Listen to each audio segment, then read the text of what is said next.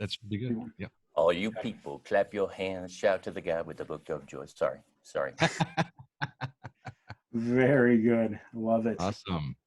Love it. All right. Are we ready? Hello and welcome to the Hole in My Heart podcast. This is episode 155. Welcome. I am your host, Matt Krieg. Yes, me. Lori is not here today. The usual host is with our kids. We are still in lockdown here in Michigan. But the topic we're covering today is more than in my wheelhouse. So here I am, taking the reins, taking the lead as the host of this thing. And I'll need some prayer from you guys to just make sure that it goes smoothly. I do have with me today, not actually with me, but in studio, Steve, the most professional radio voice among us. Hi, guys. Right. And then I am looking forward to today's conversation on how to eradicate porn. Yes, even now, as we are in a pandemic. But before we dive in, I want to remind you that this episode is on video, posted on YouTube and Vimeo. You can search up Lori Krieg, my wife, and that's where you'll find it there. And if you find those videos, you will see our guest today, and his name is Michael John Cusick. Michael, welcome. Thank you for having me. It's great to be talking with you. Yeah, it's so good to have you here. I'm really looking forward to this conversation. But guys, if you don't know Michael, he is the founder and CEO of Restoring the Soul, a ministry offering intensive counseling and soul care to Christian leaders worldwide.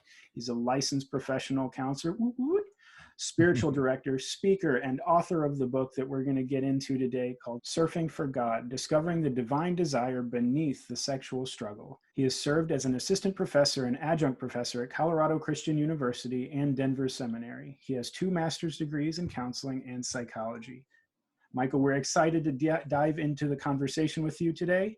But as always, we want to begin with a little bit of a lighter question. And so we'll start with the question of the week from last week. So the question we have is, what does your workspace look like these days? Do you sit on a couch? Do you have a desk, a big old wooden chair somewhere? How do you roll? What a great question. I have an office that we moved into exactly 1 year ago this week, about 2 miles from our home, and it's our ministry center. And I'm 56, and I said to my board of directors, this is probably going to be my last office. I'm not planning on going anywhere anytime, but I'm certainly not planning on moving. And so it's about 400 square feet. And I have 3 offices in one. I have this podcast studio, little thing with the backdrop. I just bought this iMac on my swivel. And then I have my counseling area kind of over in the corner with a couple leather chairs and a leather couch. And then I've got a work area. And so during the pandemic, since it's so close to home, and we have, as of June 1, started meeting with clients face-to-face, I go to the office. It's my sacred space. I always change out the scene behind me against this brick wall. And, what we do is we help restore people, and people come here in the midst of their personal earthquakes and fallout. So today I've got the Eucharistic cup and the brain to signify embodiment. And it's just my favorite place to be because it's what I would have in my home if I had space. Nice. Well, I love it. And I like the little fallout shelter sign behind you. I mean, I know there's just some intense things that can go on in that office. So it's very appropriate. Steve, was there a listener response that you resonated with? Yeah, I really appreciated this one. It was from Rebecca, and she said, I am a nomad of sorts when I work from home. Desk, kitchen table, couch, floor, guest room, bed. Nowhere is off limits. And I can kind of relate to that. I work, I don't know, equally. I work probably, 70% in the studio where I do my day job, and then probably the other 30% doing freelance work, editing this podcast, things like that at home. So it's just my laptop and these Sony headphones. I just take them with me wherever. And so if somebody is using the living room, I'll go downstairs or, sit on my bed or on the couch and just kind of work wherever I can find space. Yep. And I remember when you say going downstairs, the basement with the Christmas lights and all that stuff from the podcast not too long ago. But we are so thankful that you are able to be mobile and just continue to produce the greatest production of of podcasts in the history of the world, I think. Thank you. I really enjoyed what Lindsay said on Facebook. She said, my workspace is mobile. I teach middle school, and this year the teachers are moving room to room, so all my stuff is on a cart. Then some days I work from home and set up in our office or our computer space or the couch. Basically, I am flexible. And if there is not a truer statement, goodness, teachers are being flexible this year. And we just want to send a shout out to any educators that know the plight of teaching in a pandemic. Thank you so much for what you're doing. Currently, my office is, well, in the basement. But normally I am also like you, Michael. I like to go to my real office, especially if I'm meeting with clients, just because it is like a sanctuary. And so, you know, couches, chairs, not quite leather. I'm not to that space yet, but one day we'll get there. But it's definitely a space that's serene, that's calm, and that I really like to be when I get the chance. So thank you for everyone's responses. We definitely love hearing from you guys, and we love to just keep interacting with you. So Michael, we're going to dive in here. And how we typically start, how we start with every guest, we'll ask this set of questions. That if the gospel is I am more loved than I imagine, and yet more sinful than I believe, when was the gospel first good news for you, and how is it still? I would take issue with that definition of the gospel, first of all, to be honest. Okay. I don't see that the story of God presumes that we are more sinful than we believe. I would say that we're more loved than we know and believe, but that we're more broken than we understand, and that our sinful behaviors flow and overflow out of our brokenness. Now, to be clear, I believe that we come into the world as sinners. And I think that my hamartiology, or my theology of sin, is actually very, very deep, and I take it very seriously. As you read in my book, you know, the consequences of my sin were profound, devastating, and betraying to my wife. And that what Jesus did on the cross is the most important thing in the universe. But I talk about, in a clearer way since I wrote the book, 5 aspects of brokenness, and I list them in terms of how we typically understand them. And the first is wickedness, and that is the sin that you referred to. Mm-hmm. We think that wickedness is really bad sin, or the deepest, darkest sin. And wickedness is really in the Isaiah 53 passage, that all of us are like sheep and we turn away. Mm-hmm. Sin is about autonomy and independence from God, and that decision that goes back to Genesis 3, as opposed to a judgment upon our personhood. So with people that are deeply broken, and especially people that come for counseling and they're carrying so much shame, the emphasis upon the gospel as God's love for us and the depth of our sin oftentimes becomes a barrier.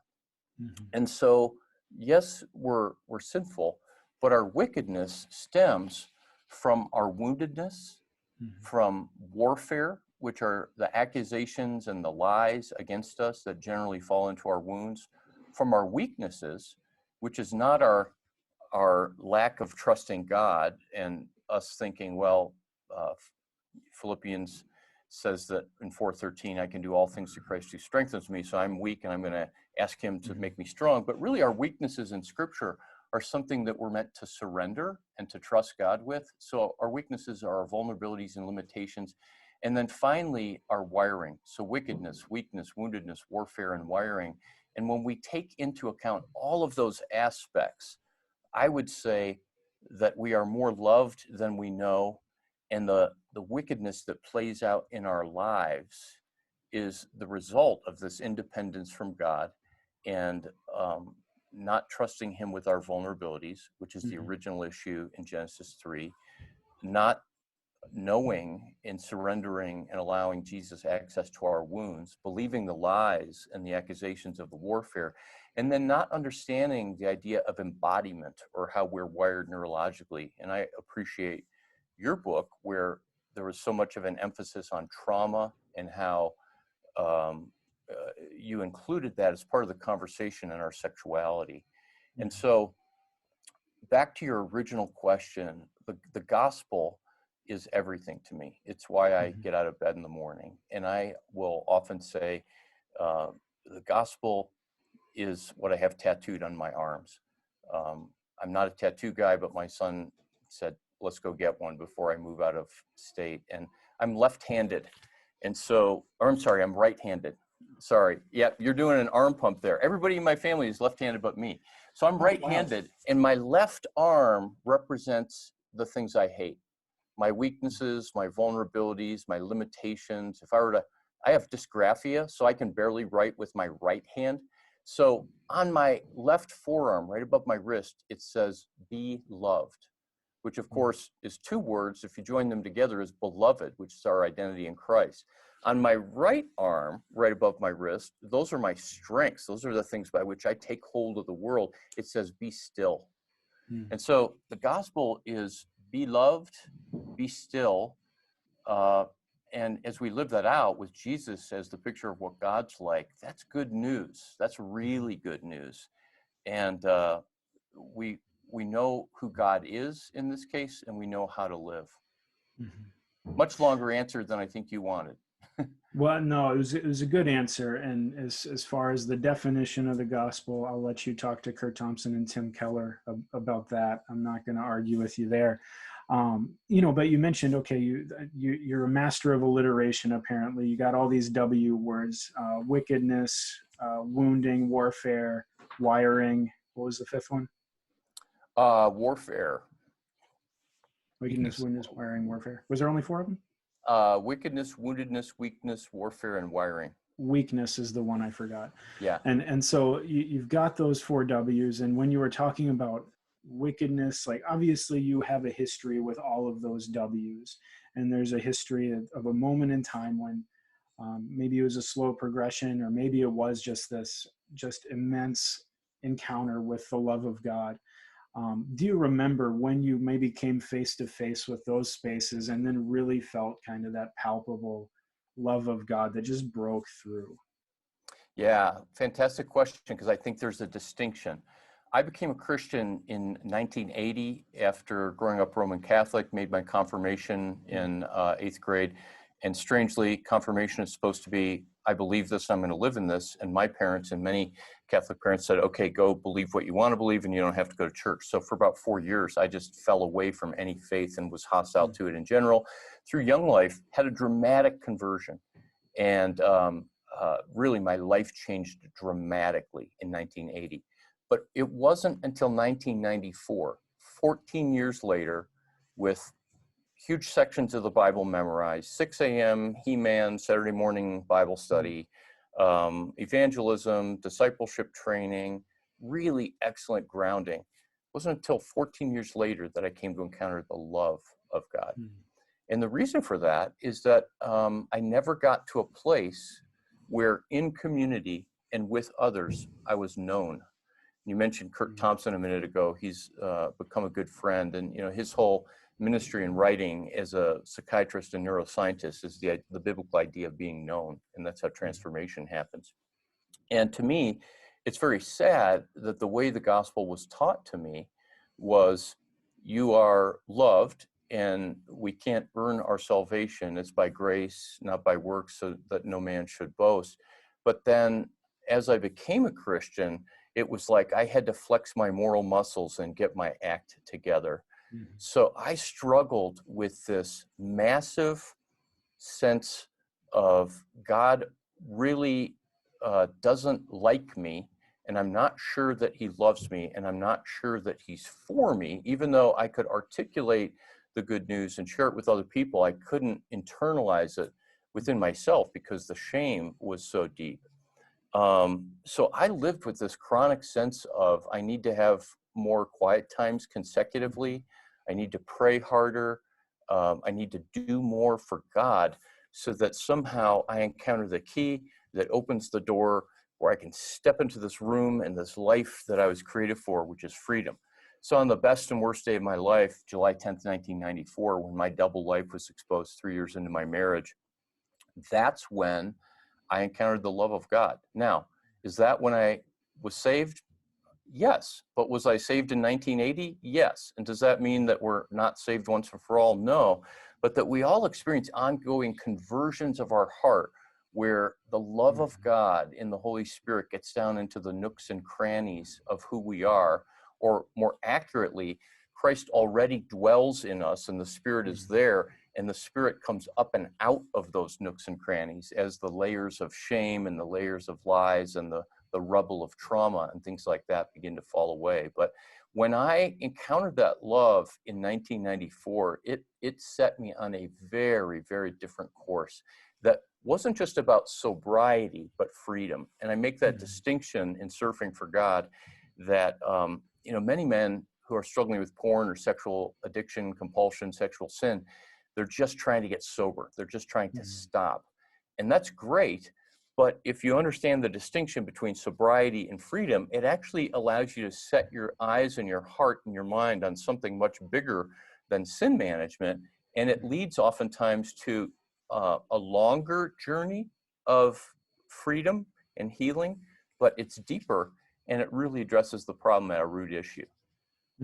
Yeah, no, and I mean, as you're talking, just your story, I am hearing my story in that, because that was my life too, that double life, trying to just manage and be good and make the right choices. And that we're pretty good in the church. I feel like we're pretty good at making Pharisees and understanding like that we try and strive and strive and strive. But yeah, it's not until that love of God just is this felt sense was there the whole time, yet all the shame was in the way of it and all that hiddenness and all of that stuff to fully be known by him.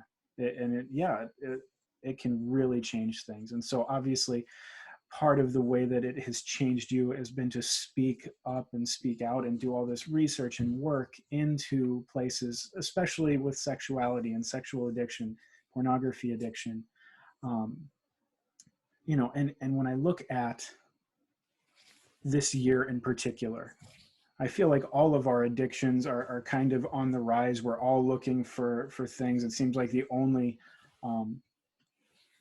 media, the only places that are doing well are, your video games, your alcohol, all of our vices. And one of those being specifically pornography is seeing something like a 10 to 20% increase in usage during the time of the pandemic. And are there reasons, your book called Surfing for God, like, are there reasons in particular that you think that this avenue of going and trying to have our needs met is something that is so alluring and entrapping for people?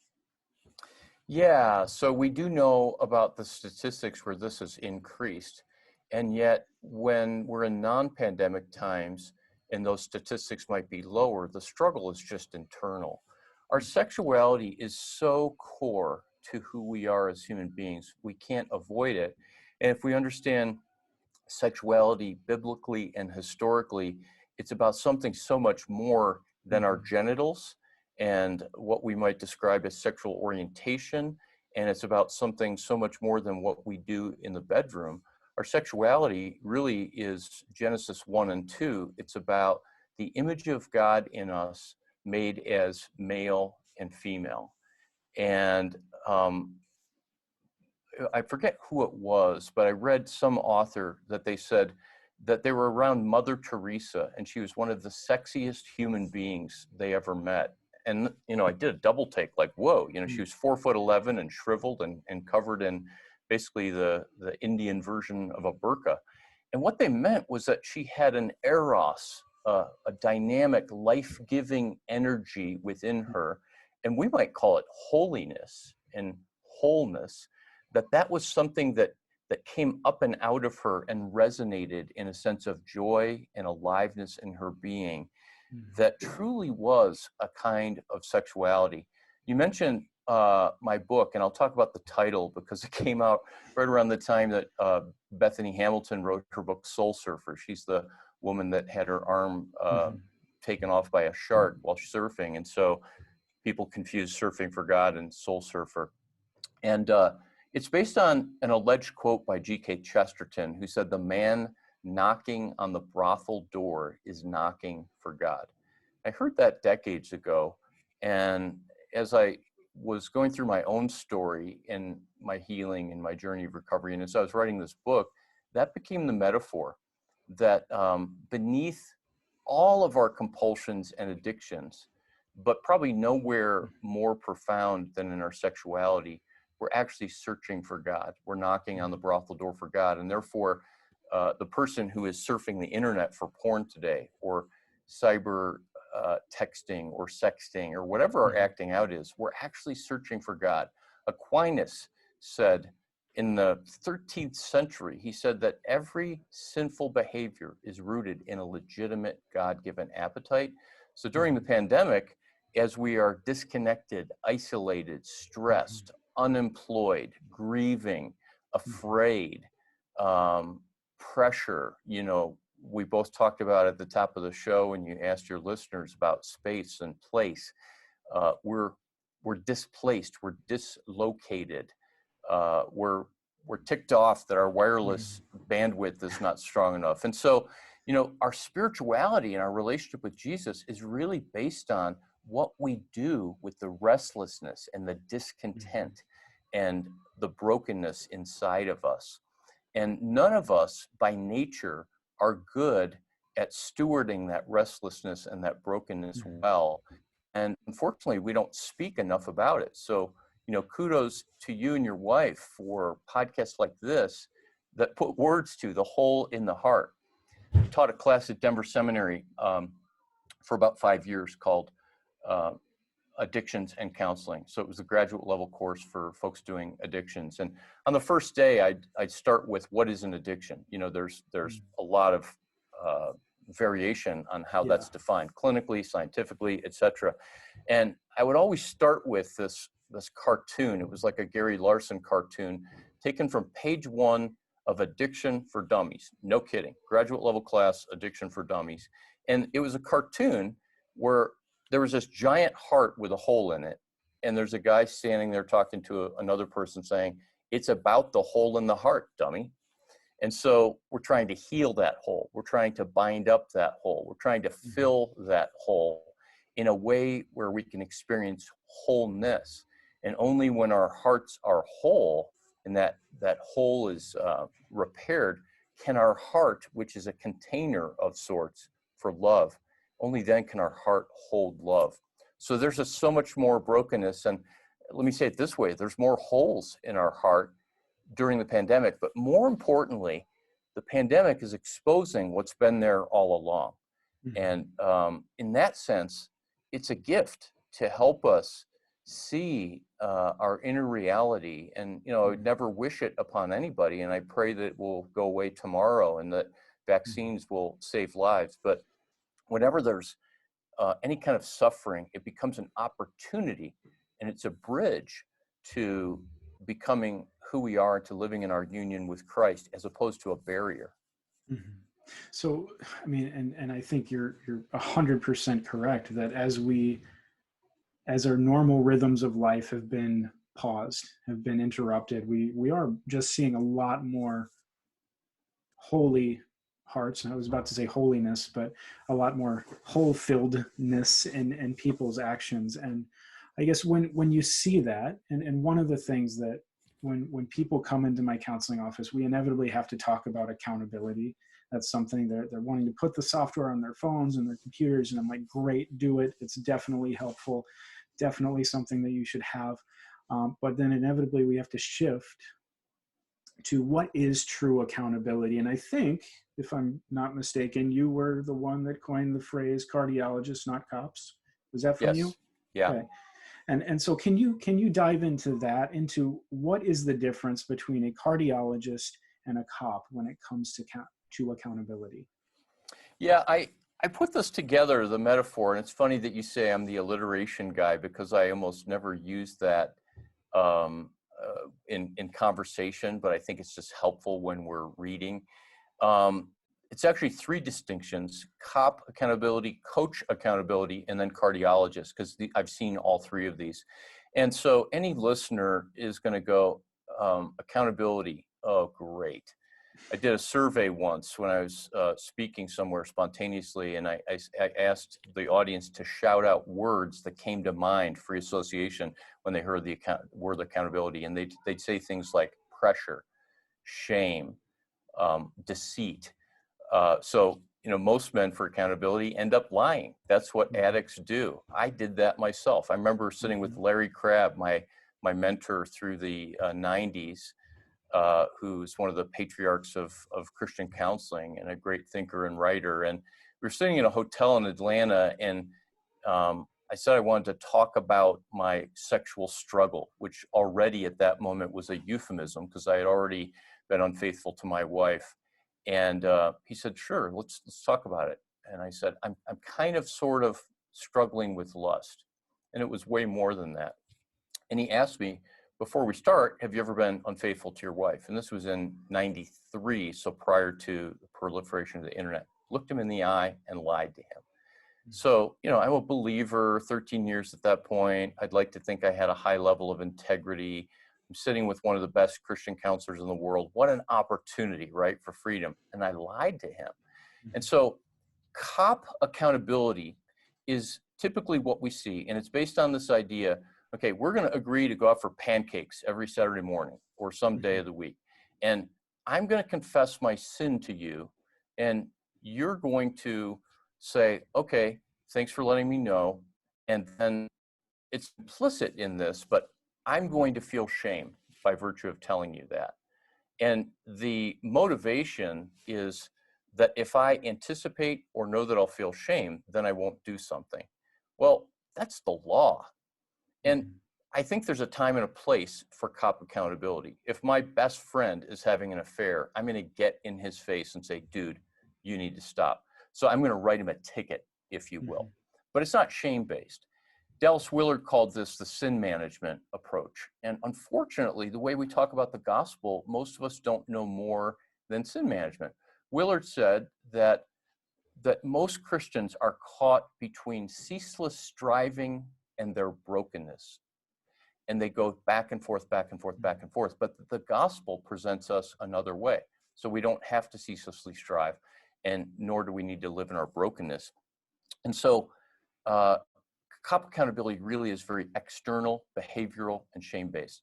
Take it to another level, and that's coach accountability. And this has a better intention. It's less focused on shame, which, by the way, always fuels the addictive cycle. But the coach is, I'm going to come alongside you, and I might give you information, and I might teach you about lust and porn and what I've learned. And I might invite you into a group, and we're going to start to really try to focus on getting free. And it's still external, but it's less shame-based and it's more inspiration-based, and we all need to be inspired. But if I don't have the coach there, then I'm still kind of dependent on that person. And to be clear, we need coach accountability. But the deepest kind of accountability, and it's rare to find real freedom apart from this, is cardiologist. And that's that we're sitting with somebody who really is there for the welfare of our heart and for us coming back to what God says about us in the midst of our darkest day and our worst sin, coming back to what's true about us as new covenant image bearers, that our heart of stone has been turned to a heart of flesh, that we have a new purity in Christ, because as Ezekiel 36 says, we've been sprinkled with clean water. We have a new identity. We have a new nature and a new power. And to sit with people under those conditions can be a really wonderful thing. In the weekends that we do, the Surfing for God weekends, and within the circles of men, we'll greet one another with the question, how's your heart? And the first couple times a man hears that, he'll kind of look like, what? Well, my cholesterol level is pretty good, and I just had a physical. But we don't often think about, how is your heart? And one of the common responses is, well, Jeremiah says, my heart is desperately wicked and deceitful. Well, that is not just Old Testament, but it's Old Covenant. And I have a chapter in my book that's been a little bit controversial called Your Good Heart. And Jeremiah 17 says, yes, your heart's wicked and deceitful, but Jeremiah 31 is one of the classic three big passages in the Old Testament that talk about the new covenant. When Jesus had the Last Supper, and we hear him teach about this in John 6, and then at the Last Supper, he said, this is the blood of a new covenant. And that is a whole new arrangement and a whole new agreement where our wicked heart is made new and made good at its core because of our union with Christ. And so when a person sits with a cardiologist accountability partner, therapist, and as a therapist, you get to do this in beautiful ways that you see the deeper issues there, it really becomes freeing. And I like to use the metaphor that the first two kinds of accountability are about taking a spigot, like the brass spigot at the side of a house, and those are about trying to shut off the bad flow that's coming out with the assumption that what is on the other side of the wall and where that pipe goes to is a cesspool. And so there's, sewage coming out. So I better turn that off. Well, that's a law-based old covenant model, but the new covenant is that spigot goes to a stream of living water. And like Psalm 46 says, that there is a river running within that makes glad the city of God. Well, Jerusalem had no river. That's referring to the believer.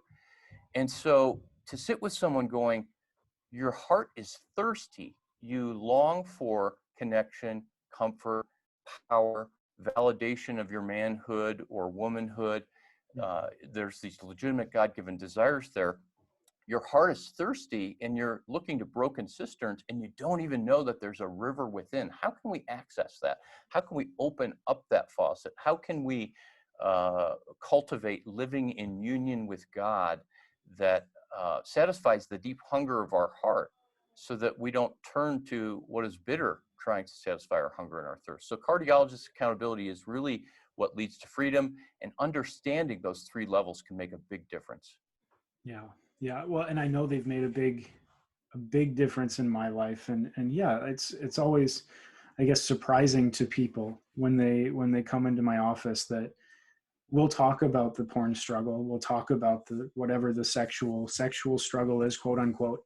But we spend so much more time talking about the other direction. Okay, how can we get to that heart issue? Yeah. How can we actually look at that and not just see where it's coming out into sexual things, but to see, okay, how is you're chasing after, belonging and inclusion and connection and all these things. How is that happening in other areas of your life? Exactly. Too? Man, that's so good. And that tells me, without even knowing you very much, that you're doing great therapy and great work and counseling. I have this document I've been working on, and we're hopefully going to publish it early in the new year. It's called 77 Questions for Amazing Accountability. And, it's one of these lead generators that we're hoping to draw people in and they go, whoa, this isn't what I thought it was. But some of the best questions for accountability, like you said, have nothing to do with sex. Eugene Peterson paraphrased 1 Corinthians 6:16 in the Message. He said, sex is more than mere skin on skin. It's as much spiritual mystery as physical fact. So it's not talk about sin or talk about your relationship with Jesus. All of it plays out on the horizontal level relationally. So sometimes the best question for a man struggling with porn is, where are you scared of your wife? What are conversations that you don't want to have or you keep putting off? At work, where do you struggle with being a people pleaser? What makes you irritable and angry? How are you sleeping lately? What's it like to be a dad with each of your kids at their different stages, and where do you feel inadequate? What do you do with your vulnerability? Those questions get into the heart, and they're all the things that fuel the sexual struggle. By the way, I referred to men, and I wrote Surfing for God for men, but if I rewrote it today, I would write it for men and women, because I don't even like to look at the statistics, but compulsive sexual struggle is exactly the same for men and women. It may just play out in different ways. Yeah. Well, and the funny thing, I'm really glad you said that. The funny thing is, all those questions you ask, like, where are you scared of sharing something with your spouse? Where are you struggling with people pleasing at work or with the kids? And all of those questions are things that you could ask to anyone, male, female, it does not matter. You could ask it, and all of them would have some area of just deep questioning where they would have to say, yeah, I see a lot of that in myself in this area or that area. And so it doesn't always come out in porn, but what I love about the fact that this is a heart issue. This is a deep longing, a good longing for a heart that's being misaligned and misdirected. Is there, when it comes to pornography, there is so much misunderstanding. There's so much like where there's this unequal playing field where for men, it's often seen as this heartless, purely animalistic kind of sexual deviancy, whereas the places that women struggle, even if it's with porn, honestly, it's assumed that there is an emotional component, but the truth is there is a highly emotional heart component no matter who it is. And so there's this very equal struggle, there's this very equal understandable bridge that we all should be able to understand. Even if we don't understand the outpouring, we understand that center, that heartfelt need that other people are dealing with and really searching for. And so I love just that direction in your book and in the way you talk about this. This has been a hard time for a lot of people. And I know I've met with people that are like, man, I was clean for 5 years, 7 years. And in the last few months I've looked and now I'm back where I started. And there's this just immense disappointment in themselves. There's this immense shame that they might feel. But when you look at right now, the time that we are living in, why is now a good time for someone? Well, I was about to say to eradicate porn use, but to pay attention to their heart. Well, that's a great question, whether it's eradicate porn use or pay attention to their heart, because our hearts were meant to live. In Isaiah 55, the invitation, it's Jesus speaking through Isaiah, and he's, Jesus was speaking out of this context in John 7 when he stood up and said in a great loud voice, "If anyone is thirsty, come to me and streams of living water will flow." And it's interesting, we don't often think about that word if. It's a contingency. Some people are thirsty and some people are not aware of their thirst, but we're all thirsty. And thirst is really the biblical word for our deep desires, our longings, our yearnings. And indeed, all of our lust, beneath our lust, and lust isn't just sexual. I collect watches, mostly cheap watches, and I can lust for the next greatest watch. And I could say, someday I'd like to have blank watch. And I'll never have that, because if I was a billionaire, I wouldn't spend $18,000 on that watch. But that can be my new present addiction. Mm-hmm. And there's nothing wrong with going to that website. There's nothing wrong with going, wow, the bezel on that watch is beautiful, in the same way that I might have used to look at porn. But if that becomes a preoccupation, and if that's my default setting for where I go with my restlessness, my heart will not live. My heart will not thrive. And I'm not talking about eternal life and death. I'm talking about the well-being, the flourishing. And so in Isaiah 55, it says, "Come all you who are thirsty, come to the waters." And then this wonderful, confusing phrase, "You who have no money, come buy and eat the richest of fare." And then it repeats it again, "You who have no money."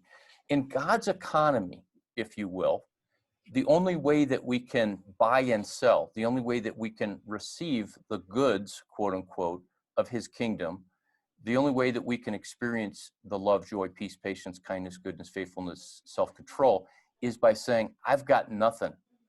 My emotional, spiritual, relational credit card is maxed out. I've been turned down for a new credit card. My checking account is in the red. I lost my wallet. So God, I've got no game. I can't pay. I've flexed my moral muscles. I've tried really hard to stop looking at porn, but here's the deal, God. I simply can't do this. And I can't do one more Philippians 4:13 that Christ is going to strengthen me and get me over this. It's actually the recognition of my weakness, my vulnerability, my inability to satisfy my thirst on my own. And, this is where the 12 steps get the first step, that I admitted that I was powerless over fill in the blank, alcohol, sex, shopping, gambling, and that my life had become unmanageable. It's the gospel right there. And so our hearts are restless and hurting and disconnected. And it's an opportunity to say, I've got no game, and the thirst of my soul is still there.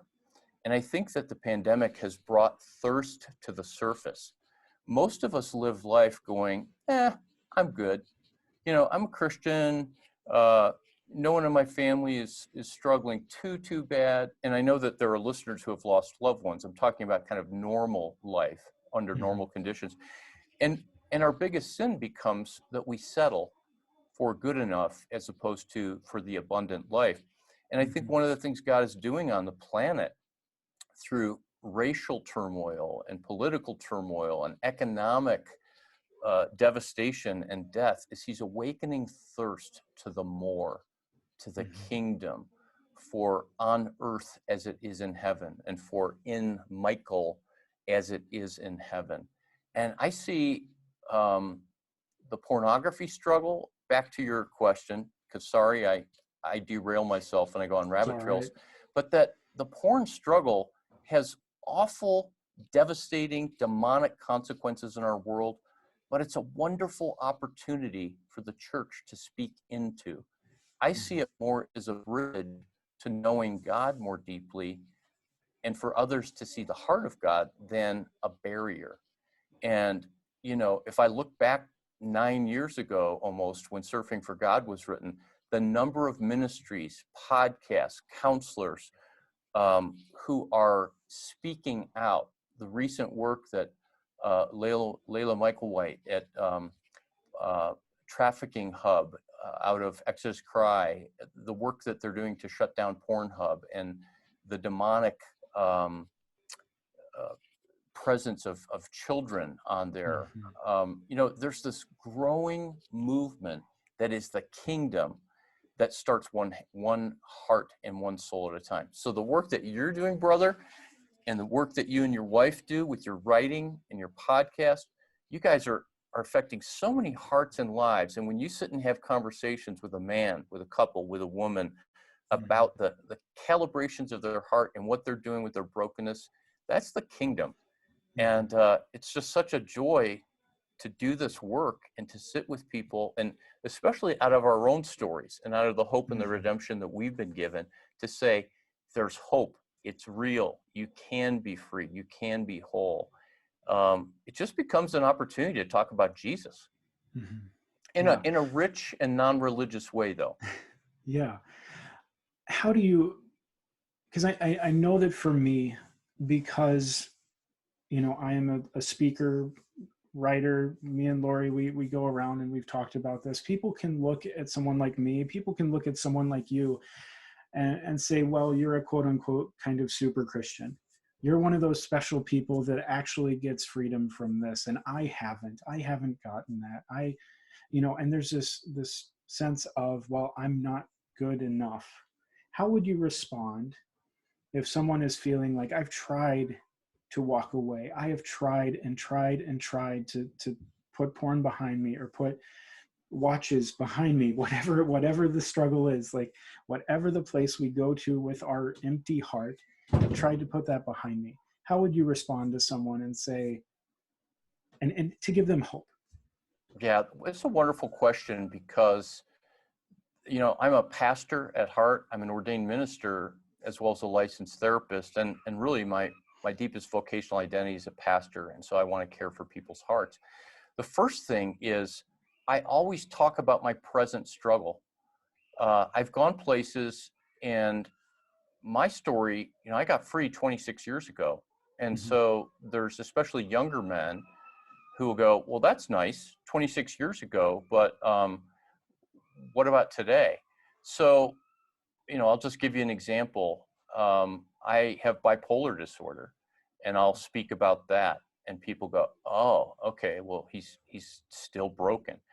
2 years ago, at 54 years old, I was diagnosed with Asperger's. So I'm on the autism spectrum and I'm atypical, but that has explained a lot and has been a massive barrier between my wife and I. And so I can relate to your book in a lot of ways, where in a mixed orientation marriage, my wife and I have a mixed neurological marriage. She's neurotypical, I'm neurodiverse, and man, does that create struggle. I struggle with food. I spent all of last year before the pandemic going to Overeaters Anonymous because my food compulsion was so out of control. I'm a recovering alcoholic. You know, I could keep going. I'm half the diagnoses in the DSM, but the bottom line is I am a child. My deepest identity, if I say I'm a beloved son, that means I'm a child of a father and of a parent. And as a child, I feel pretty fragile in the world sometimes. And I certainly feel fragile right now. And I feel a lot of things inside that I don't want to feel. And honestly, I don't handle those any better than anyone else. And there are no super Christians. You know, we see this all the time with the latest, greatest sexual scandal with a pastor, the people that we hold up and we exalt. And our ministry works almost exclusively with leaders. It's often the case that the people that we hold up as the most mature are the ones that are the most broken inside because they don't have permission by virtue of their role to actually be known in those places. So I mean, I've got to constantly preach the gospel to myself, and that means a call to humility. And I've been given the gift of authenticity where I have very little shame, if any, of talking about my present struggle. And I think that's invitational to people to not just say, maybe I could get over porn, but maybe I could live this way where I'm known.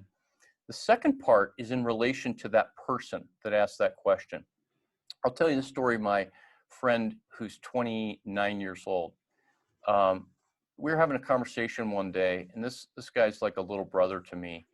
And he said, I'm struggling with masturbation worse than ever before. He didn't even look at porn. It was just internal fantasy masturbation that was really self-soothing based on some profound attachment wounds that he had, where he wasn't seen, soothed, safe, and secure growing up. And I said to him, if you masturbated 5 times more than you are right now, every day for the rest of your life, and you live to be 100 years old, could God love you? And he thought and thought, and he said, yeah, but that's his job. You know, God is love. And I said, if you did the same struggle that intensified for the next 70 years, could God like you? And he said, absolutely not. I said, fill in this blank. Based on my ongoing worsening masturbation struggle, God feels blank with me. Filled in the blank, disappointed, frustrated. Then I said to him, just to mess with him, I said, well, you're not a Christian. And he laughed like, yeah, right. Because of course he's a Christian. But he wasn't able to apply and internalize the beauty of God's heart in the good news. And I said to him, and this might be controversial, I said, tomorrow, I want you to masturbate as much as you can, and you're free to do so. Read the book of Galatians, that God's not encouraging sin, but he's saying that your relationship with him is no longer based on how much you sin. So when I said, go masturbate tomorrow even more, he just kind of smiled. But guess what? He came back to me and he said, I masturbated. I didn't do it more, but I didn't feel shame. And I did a fist bump and a high five, because shame, as Andy Comiskey says, and I quote him in my book, it's like a raincoat over the soul that repels the living water of Jesus that would otherwise establish us as his beloved. And at the end of the day, God doesn't want obedient people. He wants their heart, Matthew 15, he said to the Pharisees trying to trick Jesus about hand washing, "You honor me with your lips, but your hearts are far from me, and your worship is in vain." Guess what? When that man didn't feel shame, he was actually able to begin to see what was below the surface. And today, he's a man who's relatively free, where that compulsion has been broken, but more so, the compulsion and the reflex of shame has been broken. And making the distinction for your listeners that you've probably talked about, and I know there's a lot of different ways of describing this. Guilt is I've done bad. Shame is I am bad. Guilt is I am wrong, or I've done wrong, and shame is that I am wrong. And again, a biblical understanding of sin is not that we're bad, it's that we're autonomous, that we're independent, that we choose disconnection as opposed to connection and trust. And man, it allowed the good news and the love of God to kind of sink in to the soil of his heart. So I think that just pressing away at the God loves you, period, not as you should be, not as you would be, but that's what sets us free. We really long to be known as we are. Yeah, so true that we all long to be loved. We all long to be known and seen as we are. And just thank you for that beautiful encouragement that our real enemy is that shame and disconnection that comes along with it. And our goal is to just attach, well, not even to attach, to allow ourselves to feel the already present love of God over us, and to act more and more out of that kind of loving embrace, that draw toward him.